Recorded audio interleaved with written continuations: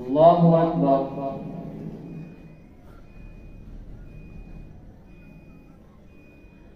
الحمد لله رب العالمين الرحمن الرحيم مالك يوم الدين. إياك نعبد وإياك نستعين. اهدنا الصراط المستقيم صراط الذين أنعمت عليهم غير المغضوب عليهم ولا الضالين. وما أبرئ نفسي إن النفس لأمارة بالسوء إلا ما رحم ربي إن ربي غفور رحيم. فقال الملك ائتوني به أستخلصه لنفسي. فلما كلمه قال إنك اليوم لدينا مكين أمين. قال اجعل لي على خزائن الأرض إني حفيظ عليم. وكذلك مكنا ليوسف في الأرض يتبوأ منها حيث يشاء نصيب برحمتنا من نشاء ولا نضيع أجر المحسنين. ولأجر الآخرة خير للذين آمنوا وكانوا يتقون. وجاء إخوة يوسف فدخلوا عليه فعرفهم وهم له منكرون. ولما جهزهم بجهازهم قال ائتوني بأخ لكم من أبيكم ألا ترون أني أوفي الكيل وأنا خير المنزلين. فإن لم تأتوني به فلا كيل لكم عندي ولا تقربون. قالوا سنراود عنه وما هو إنا لفاعلون. فقال لفتيانه جعلوا بضاعتهم في رحالهم لعلهم يعرفونها إذا انقلبوا إلى أهلهم لعلهم يرجعون. فلما رجعوا إلى أبيهم قالوا يا أبانا منع منا الكيل فارسل معنا أخانا نكتل وإنا له لحافظون. قال هل آمنكم عليه إلا كما أمنتكم على أخيه من قبل فالله خير حافظا وهو أرحم الراحمين. ولما فتحوا متاعهم وجدوا بضاعتهم ردت إليهم قالوا يا أبانا ما نبغي هذه بضاعتنا ردت إلينا ونميل أهلنا ونحفظ أخانا ونزداد كيل بعير ذلك كيل يسير. قال لن نرسله معكم حتى تؤتون موثقا من الله لتأتونني به إلا أن يحاط بكم. فلما آتوه موثقهم قال الله على ما نقول وكيل. وقال يا بني لا تدخلوا من باب واحد وادخلوا من أبواب متفرقة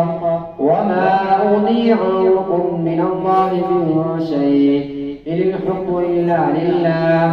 عليه توكلت وعليه فليتوكل المتوكلون. ولما دخلوا من حيث أمرهم أبوهم ما كان يغني عنهم من الله من شيء إلا حاجة في نفس يعقوب قضاها وإنه لذو علم لما علمناه ولكن أكثر الناس لا يعلمون. ولما دخلوا على يوسف آوى إليه أخاه قال إني أنا أخوك فلا تبتئس بما كانوا يعملون. فلما جهزهم بجهازهم جعل السقاية في رحل أخيه ثم أذن مؤذن أيتها العير إنكم لسارقون. قالوا وأقبلوا عليهم ماذا تفقدون. قالوا نفقد صواع الملك ولمن جاء به حمل بعير وأنا به زعيم. قالوا تالله لقد علمتم ما جئنا لنفسد في الأرض وما كنا سارقين. قالوا فما جزاؤه إن كنتم كاذبين. قالوا جزاؤه من وجد في رحله فهو جزاؤه كذلك نجزي الظالمين. فبدأ بأوعيتهم قبل وعاء أخيه ثم استخرجها من وعاء أخيه كذلك كدنا ليوسف ما كان ليأخذ أخاه في دين الملك إلا أن يشاء الله نرفع درجات من نشاء وفوق كل ذي علم عليم قالوا إن يسرق فقد سرق أخ له من قبل فأسرها يوسف في نفسه ولم يبدها لهم قال أنتم شر مكانا والله أعلم بما تصفون قالوا يا أيها العزيز إن له أبا شيخا كبيرا فخذ أحدنا مكانه إنا نراك من المحسنين قال معاذ الله أن نأخذ إلا من وجدنا متاعنا عنده إنا إذا لظالمون فلما استيئسوا منه خلصوا نجيا قال كبيرهم ألم تعلموا أن أباكم قد أخذ عليكم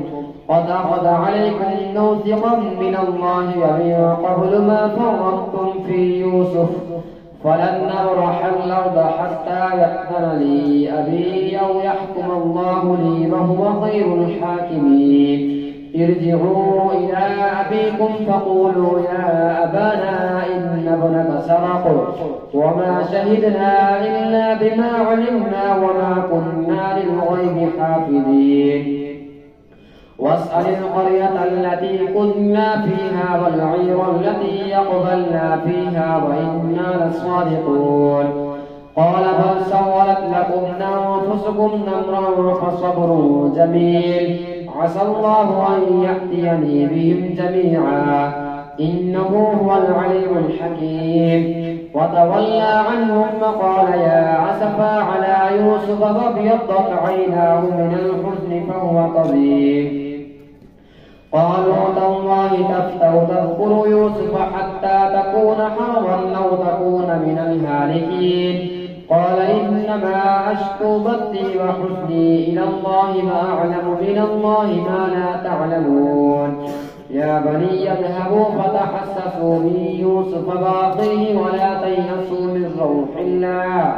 إنه لا ييأس من روح الله إلا القوم الكافرون فلما دخلوا عليه قالوا يا أيها العزيز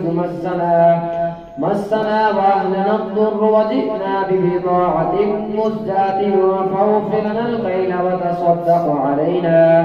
إن الله يجزي المتصدقين قال هل علمتم ما فعلتم بيوسف وأخيه إذ أنتم جاهلون قالوا أئنك لأنت يوسف قال أنا يوسف وهذا أخي قد من الله علينا إنه من يتق ويصبر فإن الله لا يضيع أجر المحسنين قالوا تالله لقد أثرك الله علينا وإن كنا لخاطئين قال لا تثريب عليكم اليوم يغفر الله لكم وهو أرحم الراحمين اذهبوا بقميصي هذا فألقوه على وجه أبي يأت بصيرا وأتوني بأهلكم أجمعين ولما فصلت العير قال أبوهم إني لأجد ريح يوسف لولا أن تفندون قالوا تالله إنك لفي ضلالك القديم ولما أن جاء البشير ألقاه على وجهه فارتد بصيرا قال ألم أقل لكم إني أعلم من الله ما لا تعلمون قالوا يا أبانا استغفر لنا ذنوبنا إنا كنا خاطئين قال سوف أستغفر لكم ربي إنه هو الغفور الرحيم ولما دخلوا على يوسف آوى إليه أبويه وقال ادخلوا مصر إن شاء الله آمين ورفع أبويه عن العرش وخروا له سجدا وقال يا أبت هذا تأويل رؤياي من قبل قد جعلها ربي حقا وقد أحسن بي إذ أخرجني من السجن وجاء بكم من البدو من بعد أن نزغ الشيطان بيني وبين إخوتي إن ربي لطيف لما يشاء إنه هو العليم الحكيم رب قد آتيتني من الملك وعلمتني من تأويل الأحاديث فاطر السماوات والأرض أنت وليي في الدنيا والآخرة توفني مسلما والحقني بالصالحين ذلك من أنباء الغيب نوحيه إليك وما كنت لديهم إذ أجمعوا أمرهم وهم يمكرون وما أكثر الناس ولو حرصت بمؤمنين وما تسألهم عليه من أجر إن هو إلا ذكر للعالمين الله أكبر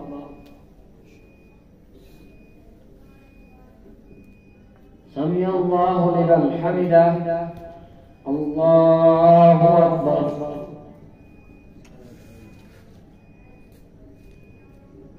الله أكبر الله أكبر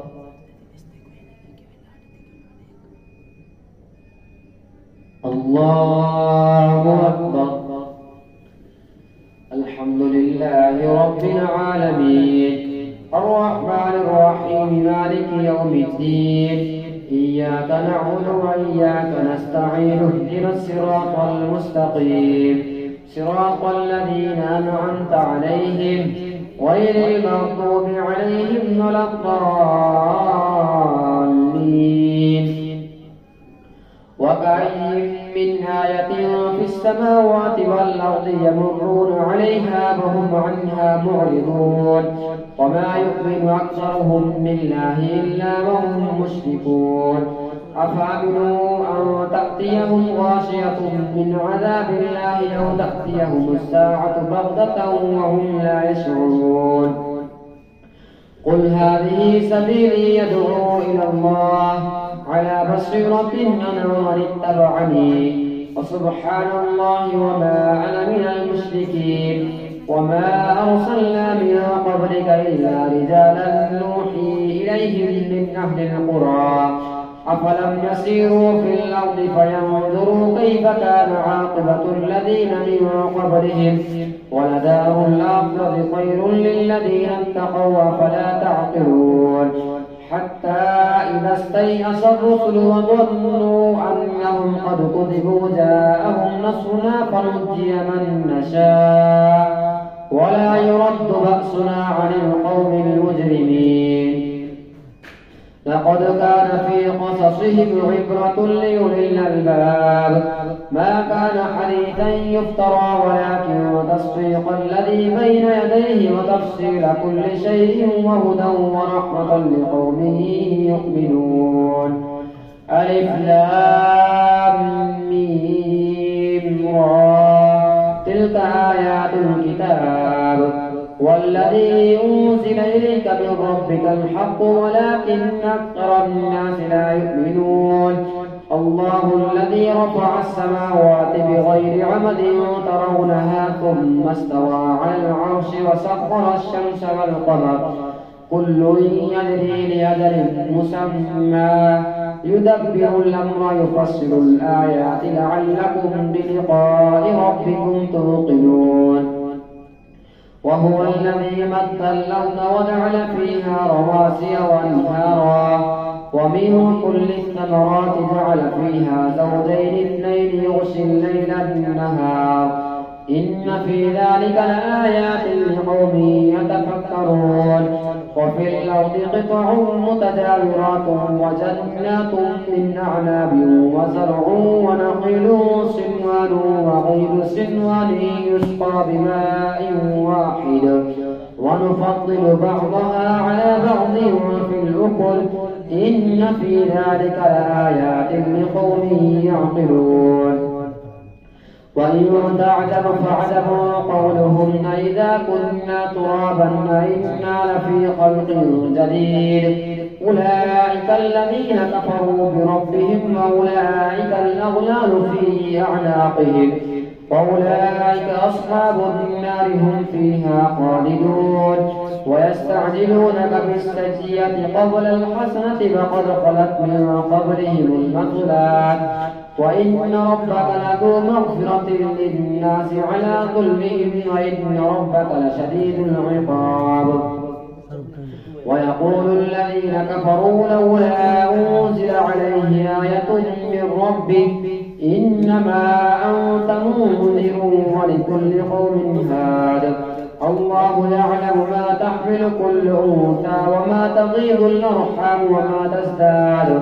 وكل شيء عنده بمقدار عالم الغيب والشهادة الكبير المتعال. سواء منكم من أسر القول ومن جهر به ومن هو مستخف بالليل وسارب بالنهار له معقبات من بين يديه ومن خلفه يحفظونه من أمر الله إن الله لا يغير ما بقوم حتى يغيروا ما بأنفسهم وإذا أراد الله بقوم سوءا فلا مرد له وما لهم من دونه من وال هو الذي يريكم البرق خوفا وطمعا وينشئ السحاب الثقال ويسبح الرعد بحمده والملائكة من خيفته ويرسل الصواعق فيصيب بها من يشاء وهم يجادلون في الله وهو شديد المحال له دعوة الحق والذين يدعون من دونه لا يستجيبون لهم بشيء إلا كباسط كفيه إلى الماء ليبلغ فاه وما هو ببالغه وما دعاء الكافرين إلا في ضلال. ولله يسجد من في السماوات والأرض طوعا وكرها وظلالهم بالغدو والآصال.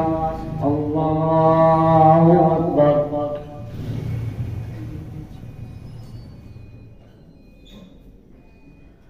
الله أكبر. قل من رب السماوات والأرض قل الله قل فاتخذتم من دونه أولياء لا يملكون لأنفسهم نفعا ولا ضرا قل هل يستوي الأعمى والبصير أم هل تستوي الظلمات والنور أم جعلوا لله شركاء خلقوا كخلقه فتشابه الخلق عليهم قل الله خالق كل شيء وهو الواحد القهار أنزل من السماء ماء فسالت أودية بقدرها فاحتمل السيل زبدا رابيا